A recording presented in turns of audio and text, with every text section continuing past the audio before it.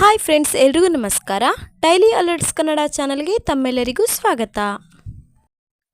PUCಯಲ್ಲಿ ಕಲಾ ವಿಭಾಗವನ್ನು ಆರಿಸಿಕೊಂಡ ವಿದ್ಯಾರ್ಥಿಗಳು ಹಲವು ಉದ್ಯೋಗ ಕ್ಷೇತ್ರಕ್ಕೆ ಅನುಗುಣವಾಗಿ ತಮ್ಮ ವ್ಯಾಸಂಗವನ್ನು ಮುಂದುವರಿಸಬಹುದು. ಅಂತಹ ಕೆಲ ಕೋರ್ಸ್ಗಳ ಮಾಹಿತಿಯನ್ನು ಈ ವಿಡಿಯೋದಲ್ಲಿ ತಿಳಿಸ್ಕೊಡ್ತಾ ಹೋಗ್ತೀನಿ. ಹಾಗಾದರೆ ಈ ವಿಡಿಯೋನ ಸ್ಕಿಪ್ ಮಾಡದೆ ಕೊನೆವರೆಗೂ ನೋಡಿ. PUC ಬಳಿಕ ಬ್ಯಾಚುಲರ್ ಆಫ್ ಆರ್ಟ್ಸ್ ಪದವಿಯನ್ನು ಪಡೆಯಬಹುದು. ಬಳಿಕ MA ಕೂಡ ಮಾಡಬಹುದು. ನಿಮ್ಮ ಆಸಕ್ತಿಗೆ ಅನುಗುಣವಾಗಿ ಸಾಹಿತ್ಯ, ಇತಿಹಾಸ, ಸಮಾಜಶಾಸ್ತ್ರ, ಸೈಕಾಲಜಿ ಹೀಗೆ ವಿವಿಧ ಸ್ಪೆಷಲೈಸೇಷನ್ಗಳನ್ನು ಆರಿಸ್ಕೊಳ್ಬಹುದು. ಹಾಗೆ ಪತ್ರಿಕೋದ್ಯಮ, ನೀವು ಪತ್ರಿಕೋದ್ಯಮ ಕ್ಷೇತ್ರಕ್ಕೆ ಕಾಲಿಡಬೇಕು ಎಂದೇ ಬಯಸಿದರೆ ಮಾಸ್ ಕಮ್ಯುನಿಕೇಷನ್ ಆ್ಯಂಡ್ ಜರ್ನಲಿಸಮ್ ಉತ್ತಮ ಕೋರ್ಸ್ ಆಗಿದೆ.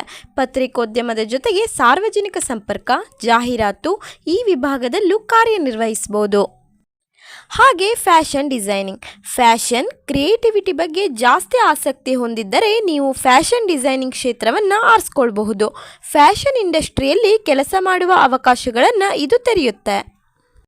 ಹಾಗೆಯೇ hotel management, hotel administration, catering, event management ಹೀಗೆ ವಿವಿಧ ಕ್ಷೇತ್ರದಲ್ಲಿ ತೊಡಗಿಸಿಕೊಳ್ಳಲು ಇಲ್ಲಿ ಅವಕಾಶವಿದೆ.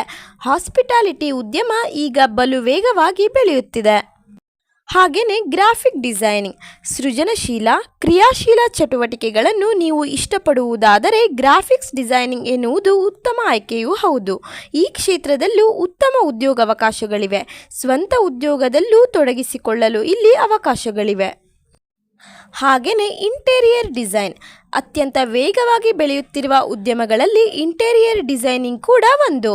ಇಲ್ಲೂ ನೀವು ಸ್ವಂತ ಉದ್ಯಮವನ್ನು ಕಟ್ಟಿಕೊಳ್ಳಲು ಅವಕಾಶ ಸಿಗುತ್ತೆ.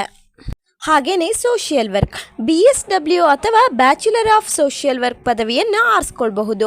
ವಿವಿಧ ವಿಭಾಗಗಳಲ್ಲಿ ಕೆಲಸ ಮಾಡುವ ಅವಕಾಶ ಇಲ್ಲಿ ಸಿಗುತ್ತೆ.